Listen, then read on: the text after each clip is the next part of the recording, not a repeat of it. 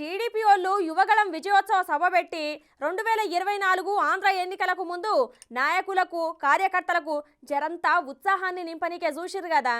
దాని మీద అధికార పార్టీ మాజీ మంత్రి ఏం మాట్లాడిండో చూడుర్రి.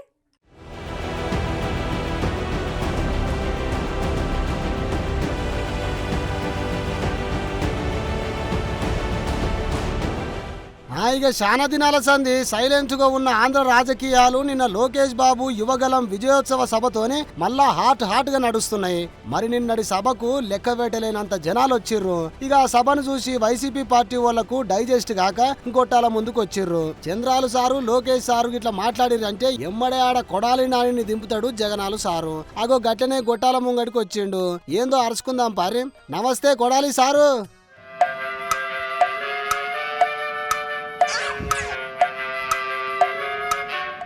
ఏంది సారు సపోర్ట్ చేస్తలేవు? ఏం మాట్లాడాలో సమజైతలేదా ఎట్లా? ఇప్పుడు జగన్మోహన్ రెడ్డి గారు 2009 సెప్టెంబర్ 2వ తారీఖున రాజశేఖర్ రెడ్డి గారు చనిపోయిన రోజు నుంచి జగన్మోహన్ రెడ్డి గారు యుద్ధం ప్రకటించాడు. ఇప్పుడు గా ముచ్చట ఎందుకు చెప్తున్నావు సారు? ప్రెజెంట్ ముచ్చట ఏందో గజ్జెప్పు.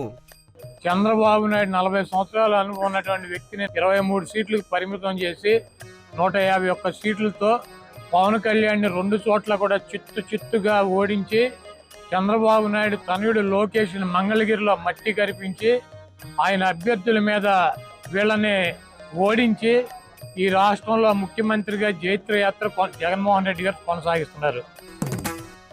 ఇంకా వాళ్ళని తిట్టుడు స్టార్ట్ చేయలేదేంది అని అనుకుంటున్నా. ఒక్కటే దెబ్బల 3 మీద వేసినావుగా కౌంటరు. మాకు వైఎస్ఆర్ కాంగ్రెస్ పార్టీకి 50% పైన ఓటింగ్ ఉంది. గదేంది సారు? ఒక దిక్కేమో మీ జగనాలు రోజక్క ఇంకా కొందరు 175కి 175 మావే అంటుంటే మీరేంది 50% పైన ఓటింగ్ ఉంది అంటున్నావు? జగన్మోహన్ రెడ్డి గారు చేసేటువంటి సంక్షేమ కార్యక్రమాలు అభివృద్ధి కార్యక్రమాలు ఈ రాష్ట్ర ప్రజలు గెలిపిస్తారు. జోక్ ఆఫ్ ద డికేడ్ అంటే గిదే సారు. సంక్షేమ పథకాలు అభివృద్ధి అంట. వింటున్నారా ఓ జనాలు? ఇంకా సారు చంద్రబాబు నాయుడు విచిత్రంగా మాడుతూ ఉంటాడు. 420 నా కొడుకు అనమాటాడు. చంద్రబాబు గారు అంటేనే ఆడు 420 గాడు. ఏంది సారు గా మాటలు? ఒకప్పుడు మీరు కూడా గా పార్టీలనే ఉన్నోళ్ళు అన్న సంగతి మరవకుర్రి. జర ఆయన ఏజ్ కన్నా గౌరవం ఇయ్యాలి కదా. It's not correct. మరి పవన్ కళ్యాణ్ భీమవరంలో పుట్టి గోళీలు ఆడాడా లేదా గాజువాకులో సంక్రాంతాడా?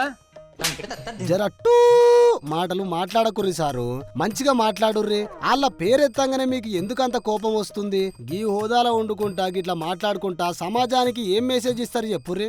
ఓరి చంద్రబాబు నటన చూస్తే జనం మామూలుగా ఇంటి రామారావు సిగ్గుపడతాడు. ఆయనే చెప్పాడు నా అల్లుడు పెద్ద నటుడు దొంగ నటుడు అని చెప్పి. అట్టనా?